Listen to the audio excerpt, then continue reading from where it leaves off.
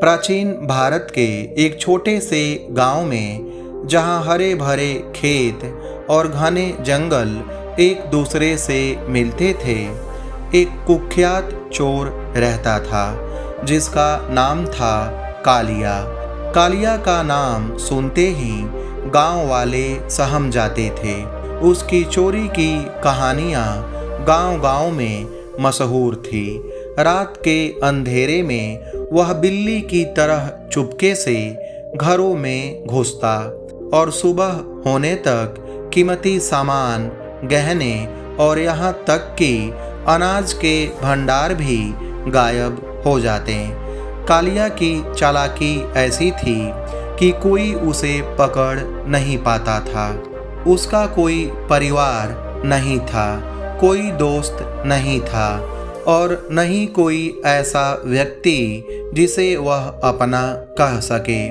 वह अकेला था और उसका एकमात्र साथी था उसका लालच। कालिया का जीवन चोरी के इर्द गिर्द ही घूमता था। वह दिन में जंगल में छिपकर अपनी अगली चोरी की योजना बनाता और रात को अपने काम को अंजाम देता। गांव वाले उसे पकड़ने की कोशिश करते, लेकिन कालिया हमेशा उनसे एक कदम आगे रहता। उसकी जिंदगी में कोई उद्देश्य नहीं था सिवाय इसके कि वह और अधिक धन इकट्ठा करे। लेकिन एक रात उसकी जिंदगी हमेशा के लिए बदल गई। उस रात गांव के पास एक बौद्ध विहार में भगवान बुद्ध अपने शिष्यों के साथ ठहरे हुए थे। बुद्ध की ख्याति दूर दूर तक फैली थी। लोग कहते थे कि उनके एक शब्द में इतनी शक्ति थी कि वह पत्थर को भी पिघला सकता था। कालिया ने भी बुद्ध के बारे में सुना था, लेकिन वह इन बातों पर हंसता था। ये साधु संत बस लोगों को बेवकूफ़ बनाते हैं, वह अपने मन में सोचता। लेकिन उस रात उसका लालच उसे उस विहार की ओर ले गया। कालिया ने सुना था कि विहार में भक्तों द्वारा चढ़ाए गए सोने चांदी के आभूषण और अन्य कीमती सामान रखे जाते हैं। उसने सोचा कि अगर वह वहाँ से कुछ चुरा ले तो उसे कई महीनों तक चोरी करने की ज़रूरत नहीं पड़ेगी। वह रात के अंधेरे में विहार की ओर बढ़ा। विहार की दीवारें ऊंची थी, लेकिन कालिया के लिए यह कोई मुश्किल काम नहीं था। वह चुपके से दीवार फांदकर अंदर घुस गया। विहार में सन्नाटा था। सभी भिक्षु ध्यान मग्न थे और चारों ओर शांति का आलम था। कालिया ने सोचा कि यह उसका सबसे आसान काम होगा। वह उस कमरे की ओर बढ़ा जहां उसे कीमती सामान मिलने की उम्मीद थी। लेकिन जैसे ही वह उस कमरे के पास पहुंचा, उसे एक हल्की सी रोशनी दिखाई दी। वह रुका और सावधानी से आगे बढ़ा। कमरे के अंदर एक साधारण सा दीपक जल रहा था और उसके सामने एक व्यक्ति शांतिपूर्वक बैठा था। वह कोई और नहीं, स्वयं भगवान बुद्ध थे। कालिया का दिल धक धक करने लगा। वह जानता था कि यह व्यक्ति कोई साधारण भिक्षु नहीं है, फिर भी उसका लालच उसे पीछे हटने नहीं दे रहा था। उसने सोचा, यह साधु तो ध्यान में डूबा है। मैं चुपके से सामान ले लूँगा और निकल जाऊँगा। वह धीरे धीरे कमरे में घुसा, लेकिन तभी बुद्ध की शांत आवाज़ गूंजी, कालिया क्या तुम्हें लगता है कि जो तुम चुराने आए हो वह तुम्हें सुख देगा? कालिया स्तब्ध रह गया। उसका नाम, इस साधु को उसका नाम कैसे पता चला? वह पसीने से तरबतर हो गया। उसने भागने की सोची, लेकिन बुद्ध की आवाज में ऐसी शक्ति थी कि उसके पैर जम गए। वह वहीं खड़ा रह गया जैसे कोई मूर्ति। बुद्ध ने अपनी आंखें खोली और कालिया की ओर देखा।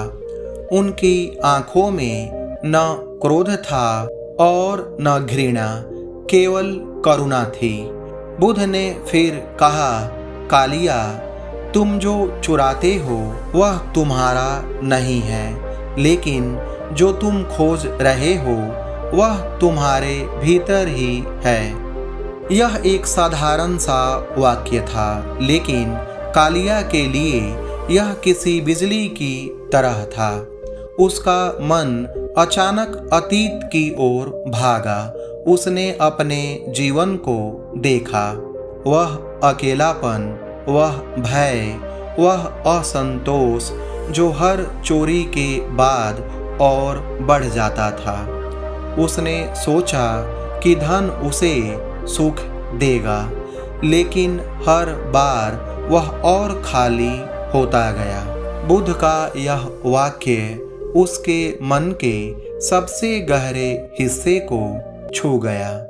कालिया ने कांपती आवाज में बोला, मैं नहीं जानता कि मैं क्या खोज रहा हूँ।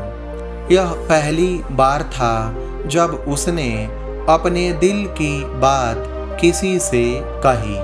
बुद्ध मुस्कुराए और बोले, कालिया, तुम सुख की खोज में हो, लेकिन सुख बाहर नहीं, तुम्हारे भीतर है।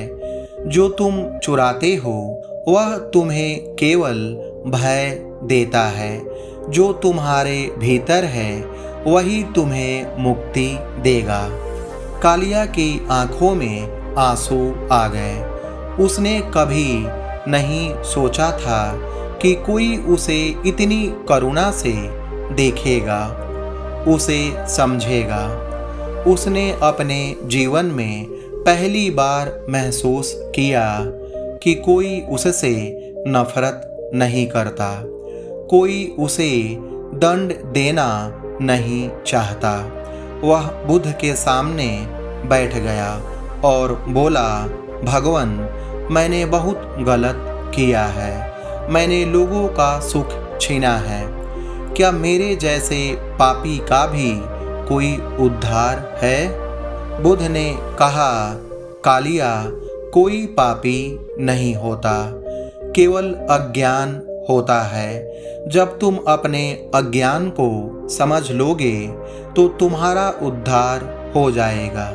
उस रात कालिया ने विहार में ही रहने का फैसला किया। बुद्ध ने उसे अपने शिष्यों के साथ रहने की अनुमति दी। कालिया ने अपनी चोरी की जिंदगी को हमेशा के लिए छोड़ दिया। वह अब एक नया जीवन जीना चाहता था। भिक्षुओं ने उसे बुद्ध की शिक्षाओं का पालन करने की सलाह दी। उन्होंने उसे ध्यान, करुणा और अहिंसा का मार्ग दिखाया। कालिया, जो कभी अपने लालच का गुलाम था, अब धीरे धीरे अपने मन को समझने लगा। पहले कुछ दिन उसके लिए मुश्किल थे।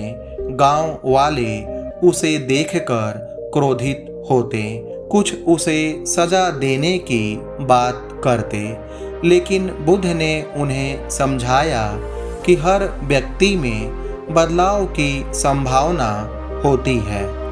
कालिया ने गांव वालों से माफी मांगी और चुराया हुआ सामान लौटाने की कोशिश की। उसने अपने जीवन का हर दिन बुद्ध की शिक्षाओं को समझने और अमल करने में बिताया। समय बीतता गया। कालिया अब कालिया नहीं रहा। वह एक भिक्षु बन गया, जिसे लोग अब भिक्षु कालिया कहने लगे। उसने बुद्ध की शिक्षाओं को अपने जीवन में उतारा। वह गांव-गांव जाकर लोगों को करुणा और दया का संदेश देता। उसका जीवन जो कभी लालच और अंधेरे से भरा था, अब शांति और प्रकाश से भरा था। एक दिन जब एक गांव में लोगों को बुद्ध की शिक्षाएं समझा रहा था, तो एक व्यक्ति उसके पास आया और पूछा, महात्मन, आप इतने शांत और सुखी कैसे हैं?